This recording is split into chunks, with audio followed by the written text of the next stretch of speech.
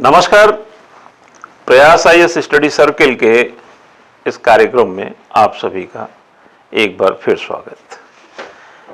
इस वीडियो के माध्यम से उन प्रतियोगियों के उन तमाम सवालों के जवाब देने की कोशिश है जो YouTube के कमेंट में या फेसबुक या मेरे व्हाट्सएप पर यह बात अक्सर लिख देते हैं कि सर एक अच्छा उत्तर मुख्य परीक्षा की दृष्टि से कैसे लिखा जाए या निबंध लेखन में कैसे अपनी कला और निपुणता को प्राप्त कर पाएं।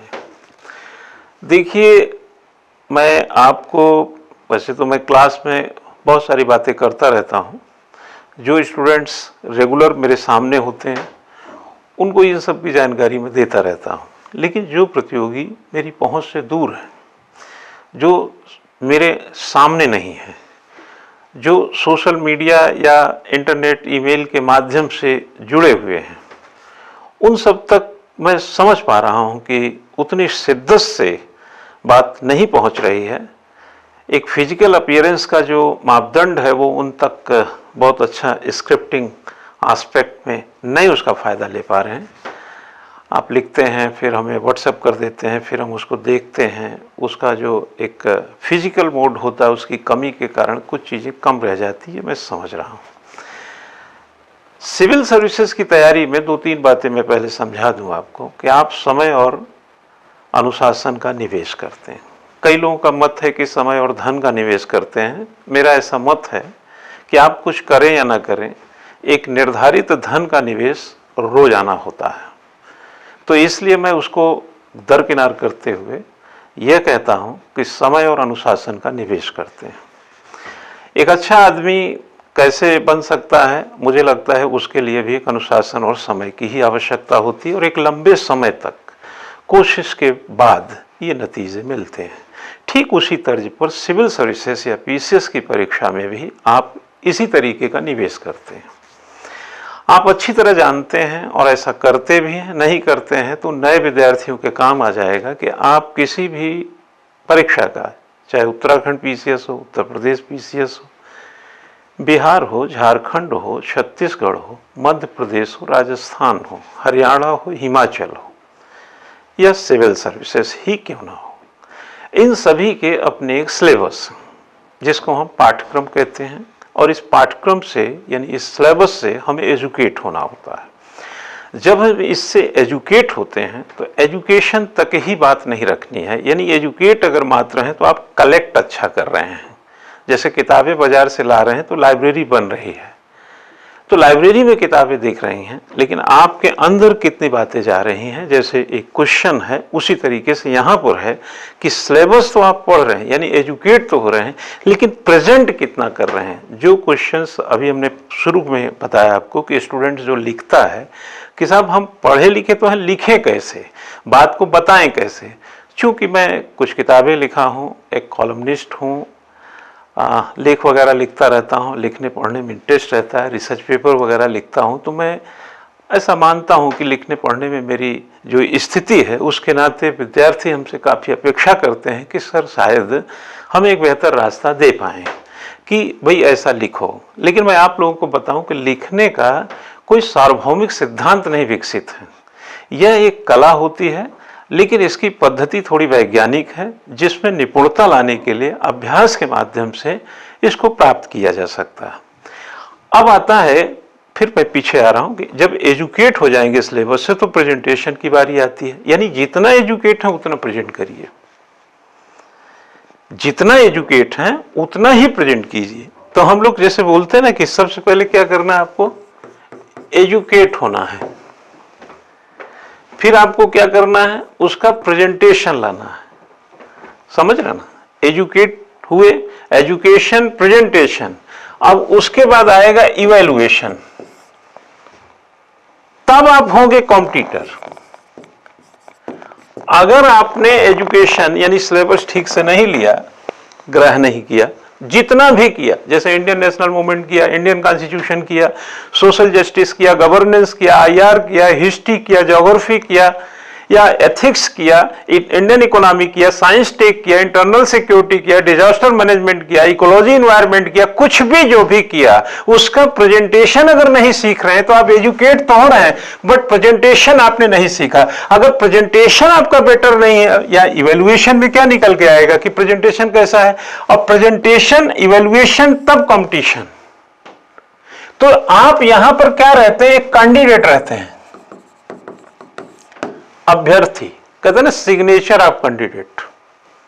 आप फॉर्म भरते तो कैंडिडेट का ही साइन करते, कॉम्पिटिटर का नहीं। और जो कॉम्पिटिट करता है, 10 लाख लोग सिविल सर्विसेज में फॉर्म भरते हैं, अगर मोटा मोटा 1000 वैकेंसी निकालिए तो 15,000 लोग तो क्वालिफाई करते हैं प्रीलिम्स। 15,000 में आप समझते हैं 2-2,500 इंटरव्यू के लिए आते हैं, फिर उसके बाद बचे हुए लोग सिलेक्ट होते हैं। तो कंपटीशन हर जगह है, तो आपको कॉम्पिटिट करना है। कॉम्पिटिट करने का तरीका है बराबर एजुकेट होते रहिए, लगातार प्रेजेंट करते रहिए, लगातार इवेल्युएट कराते रहिए, और ताकि आप कॉम्पिटिटर बने रहें। निबंध और उत्तर लेखन मुख्य परीक्षा में प्रश्न का उत्तर और निबंध लिखना।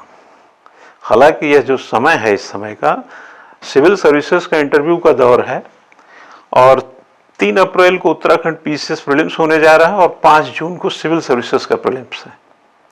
लेकिन फिर भी हम यहाँ उत्तर लेखन की बात कर रहे हैं, क्योंकि इन सब परीक्षा तक यानी इंटरव्यू तक पहुंचने के लिए ये चाहिए उत्तर लेखन, और प्रीलिम्स पास कर लेंगे तो मेंस तक पहुंचने के लिए, मेंस को पास करने के लिए जो सितंबर में फिर मेंस है, उसके लिए भी आपको उत्तर लेखन ही चाहिए। कई स्टूडेंट्स को ये लगता है कि कलेक्शन ही सिलेक्शन है, नहीं।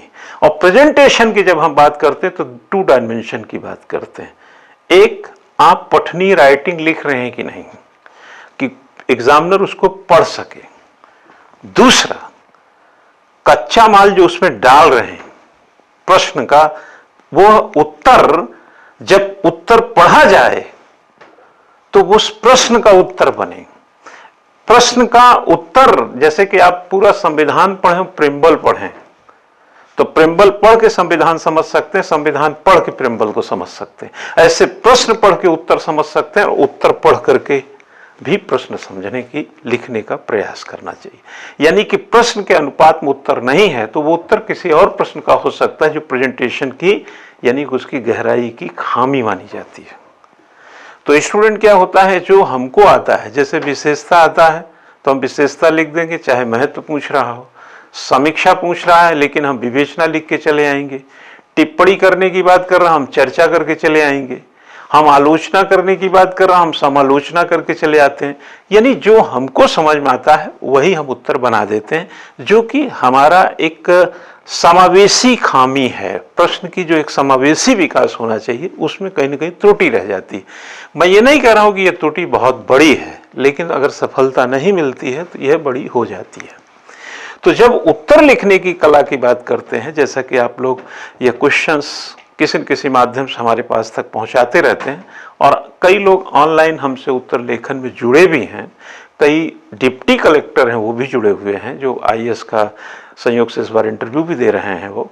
तो जो पर्टिकुलर एस्पेक्ट में जो चीज़ें आपके अंदर एक नैरेटिव एस्पेक्ट में जाना चाहिए वो जाना चाहिए, एक बेहतरीन पाठ्यक्रम के साथ बेहतरीन प्रेजेंटेशन, ताकि इवैल्यूएशन में आप कॉम्पिटिटर निकलें और अंदर हों, न कि बाहर। 1-2 नंबर से बाहर तो पूरा बाहर, 1-2 नंबर से अंदर तो पूरा अंदर।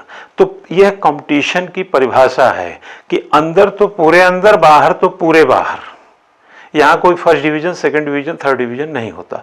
तो मैं उन तमाम प्रतियोगियों को ये कहना चाहता हूँ कि थोड़ी बात लंबी हो गई समझाने में, लेकिन ये कहना चाह रहा हूँ कि आप जब लेखन करते हैं तो सबसे पहले प्रश्न को तोड़ने की कला सीखिए कि प्रश्न कितने बातों से गुथा हुआ है, ठीक है।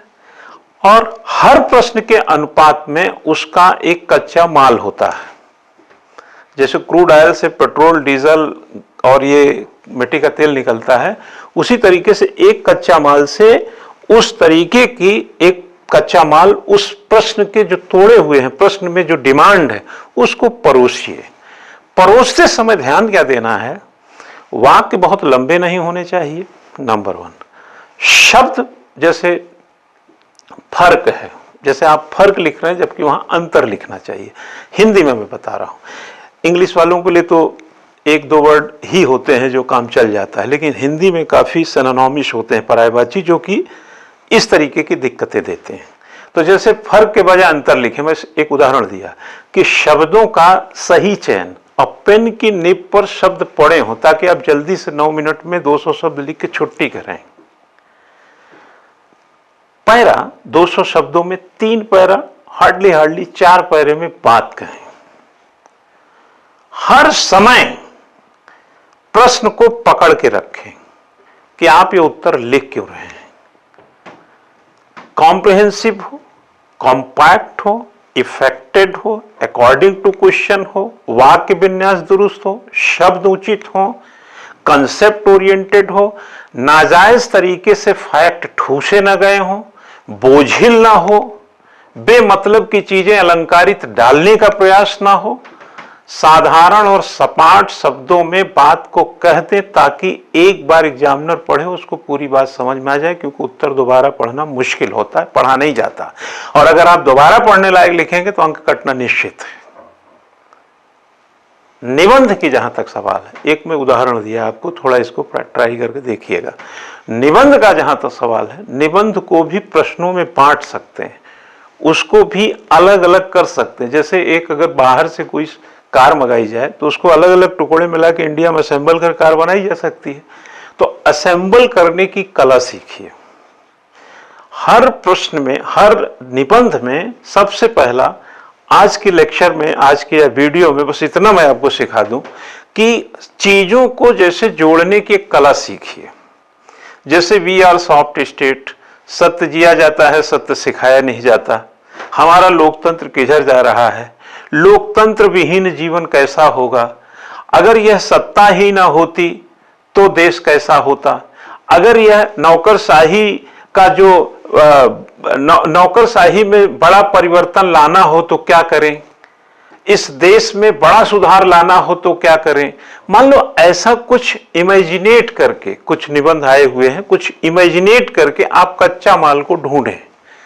मैं दहेज की बात, बाल श्रम की बात, साहित्य पर या भूस्खलन पर, भूकंप पर, 21वीं सदी के विज्ञान पर, ये नॉर्मल निबंध की बात नहीं कर रहा हूं। ये तो आप 400 शब्दों में, 700 शब्दों के जो निबंध होते हैं, ये आप कहीं भी पर्याप्त रूप से किताबों में पा जाते हैं। लेकिन जो सिविल सर्विसेज वगैरह के निबंध होते हैं वो किसी किताब में नहीं मिलते हैं, वो क्रिएट किए गए निबंध होते हैं, और आप एक क्रिएटर के तौर पर उसको ढांचागत एक बदलाव और एक प्रोसेस में डालना पड़ता है। और जब ऐसा इमेजिनेट करते हैं, जैसे सोचे कि अगर स्मार्ट सिटी ना हो तो क्या देश का विकास बेहतर नहीं होगा। मान लो यही एक निबंध है। जैसे कहा जाए कि गरीबी से मुक्त भारत की परिकल्पना, गरीबी से मुक्त भारत की परिकल्पना, अब इस पर आपको कच्चा माल जुटाना हो तो ऐसे अगर इमेजिनेशन करके आप कच्चा माल जुटाएं और इसको तोड़ें, जब तक आप इमेजिनेट बेहतर नहीं करेंगे तब तक आप उसके लिए कच्चा माल जुटाने में असमर्थ रहेंगे। इसलिए जब निबंध में जाते तो कच्चा माल घट जाता है। जैसे सत्य जिया जाता है, सत्य सिखाया नहीं जाता। अब आप जरा समझिए कि एक आम के पेड़ को, यानी कि एक आम का फल देने वाला वृक्ष को किस विश्वविद्यालय में, किस ट्रेनिंग इंस्टीट्यूशन में सिखाने की जरूरत है कि भैया तुमको बड़ा होकर के आम का ही फल देना है। सत्य जिया जाता है, सत्य सिखाया नहीं जाता है। तो जो एक फिलॉसफिकल वे है, जो एक साइकोलॉजिकल वे है, जो एक कंडीशनल एस्पेक्ट है कि एक परीक्षार्थी में, खासतौर से सिविल सर्विसेज तैयारी करने वाले में, एक मतलब क्रिएशन हो, एक जज्बा हो, चीजों को समझने और समझाने का एक दृष्टिकोण हो, वो निबंध में उकेरने का प्रयास किया जाता है। बाकी निबंध में तो तरीका वही है, उसका जो प्रस्तावना है, इंट्रोडक्शन लिखा ही जाता है। निबंध ऐसे चलता है, ये ऐसे, जैसे एक गेंद जब आप फेंकते हैं, यहां से फेंकते फिर यहीं जाके गिरती, यहां उपसंहार है, यहां पर आपका उसका इंट्रोडक्शन है, प्रस्तावना है, और यहां अलग अलग कैटेगरी में आपने कच्चा माल अलग अलग टाइप से डालकर इसको जस्टिफाई कर दिया, उस टॉपिक को। फिलहाल निबंध के जो पिछले साल के निबंध हैं उन निबंधों को ध्यान में रख करके कच्चा माल जुटाने का प्रयास करें और नए नए निबंध उससे जोड़ करके क्रिएट करने का, निबंध की एक सूची बनाइए, 10, 20, 25 निबंध, रोज एक निबंध सोचिए और महीने भर में 20-25 निबंध लिख डालिए और उससे उठाकर कच्चा माल जुटाइए। फिर उसकी प्रस्तुति की कोशिश कीजिए। जब आप 25-30 ऐसे कुछ कोशिश कर लेंगे तो कोई भी निबंध आएगा तो कहीं ना कहीं इंटरकनेक्ट करके आप बात कहने की आदत में आ ही जाएंगे। इन सवालों के साथ, इन बातों के साथ कि अनुशासन और समय की सिविल सर्विसेज की कितनी मांग है, शब्द सीमा के भीतर रहते हुए आपको बात कहने की कैसी कला हो, यह बिना अभ्यास के और बिना बेहतर निवेश के संभव नहीं है। तो जो प्रतियोगियों को यह लगता है कि अभी उनके प्रेजेंटेशन में कमियां हैं, तो यार एक बात नोट कर लो, सिर्फ एजुकेट मत होते रहो, थोड़ा प्रेजेंटेशन पे जोर दो और प्रेजेंटेशन को किसी सीनियर, किसी कोचिंग का टीचर हो, कोई और मिल जाए अच्छा, इवेल्युएट कराओ, कमियों को दूर करो, देखो फिर सिलेक्शन कर लो, दुनिया मुट्ठी वाली थ्योरी में रहेगा। ऐसे ही क्यों? मिलते हैं अगले वीडियो में। Thank you.